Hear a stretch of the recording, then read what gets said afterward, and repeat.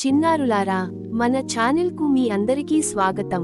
ఈరోజు మనం ఒక చాలా ఆసక్తికరమైన కథ వినబోతున్నాం. ఒకప్పుడు ఉజ్జయిని అనే రాజ్యంలో విక్రమార్కుడు అనే ధైర్యవంతమైన రాజు ఉండేవాడు. విక్రమార్కుడికి అన్నయ్య భర్తృహరి. ఒక రోజు భర్తృహరి విక్రమార్కుడిని పిలిచి ఇలా అన్నాడు: తమ్ముడా, ఇకనుంచి ఈ రాజ్యాన్ని నువ్వే పాలించాలి. నేను రాజ్యాన్ని వదిలి తపస్సు చేయడానికి వెళ్తున్నాను అన్నాడు. అలా చెప్పి రాజ్యాన్ని విక్రమార్కుడికి అప్పగించాడు.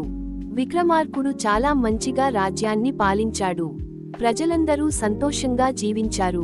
కొంతకాలం తరువాత విక్రమార్కుడు శివుడిని ప్రసన్నం చేసుకోవడానికి తపస్సు చేశాడు. అతని భక్తిని చూసి శివుడు ప్రత్యక్షమయ్యాడు.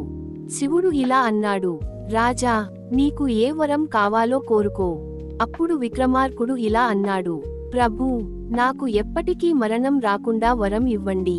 అప్పుడు శివుడు నవ్వుతూ ఇలా అన్నాడు: రాజా, పుట్టిన ప్రతి ఒక్కరికి మరణం తప్పదు. కాబట్టి మరో వరం కోరుకో. అప్పుడు విక్రమార్కుడు కొంచెం ఆలోచించి ఇలా అన్నాడు: 1 సంవత్సరం వయస్సు ఉన్న అమ్మాయికి పుట్టే కొడుకు వల్ల మాత్రమే నాకు మరణం రావాలి. శివుడు తథాస్తు అని వరమిచ్చాడు. అలాగే నువ్వు 1000 సంవత్సరాలు రాజ్యాన్ని ఆనందంగా పాలిస్తావు అని ఆశీర్వదించాడు. విక్రమార్కుడు ఈ విషయానికి తన తెలివైన మంత్రి భట్టికి చెప్పాడు. భట్టి ఒక మంచి సలహా ఇచ్చాడు: రాజా, 1 సంవత్సరంలో 6 నెలలు మాత్రమే రాజ్యాన్ని పాలించండి. మిగిలిన 6 నెలలు దేశాలు తిరుగుతూ ప్రజల పరిస్థితి తెలుసుకోండి.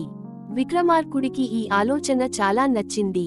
ఒక రోజు ఒక యోగి విక్రమార్కుడిని శ్మశానానికి తీసుకెళ్లాడు. అక్కడ అతను మంత్రాలు జపించి బేతాళుడిని పిలిచాడు. అసలు అతని ఉద్దేశం విక్రమార్కుడిని బలి ఇవ్వడం. కాని విక్రమార్కుడు చాలా తెలివిగా ఆ యోగి కుట్రను గుర్తించాడు. అతను యోగిని బేతాళుడికి బలిగా ఇచ్చాడు. విక్రమార్కుడి ధైర్యం చూసి బేతాళుడు చాలా సంతోషించాడు. అతను ఇలా అన్నాడు: రాజా, నీకు ఎప్పుడైనా ప్రమాదం వచ్చినప్పుడు నన్ను తలచుకుంటే నేను వచ్చి నిన్ను కాపాడుతాను. అలా విక్రమార్కుడు బేతాళుడి స్నేహితుడయ్యాడు. తర్వాత విక్రమార్కుడు తన రాజ్యాన్ని ఇంకా మంచి విధంగా పాలించాడు. ప్రజలందరూ అతన్ని చాలా ప్రేమించారు. మోరల్: ఈ కథ మనకు చెప్పే నీతి ఏమిటంటే, ధైర్యం, తెలివి మరియు భక్తి ఉంటే ఎలాంటి సమస్యనైనా జయించవచ్చు.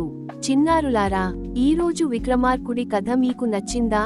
ఇలాంటి మరిన్ని ఆసక్తికరమైన కథలు వినాలంటే మా ఛానల్ను సబ్స్క్రైబ్ చేయండి. ఈ వీడియో మీకు నచ్చితే లైక్ చేయండి. మీ స్నేహితులతో కూడా షేర్ చేయండి. మళ్ళీ మరో మంచి కథతో కలుద్దాం. ధన్యవాదాలు.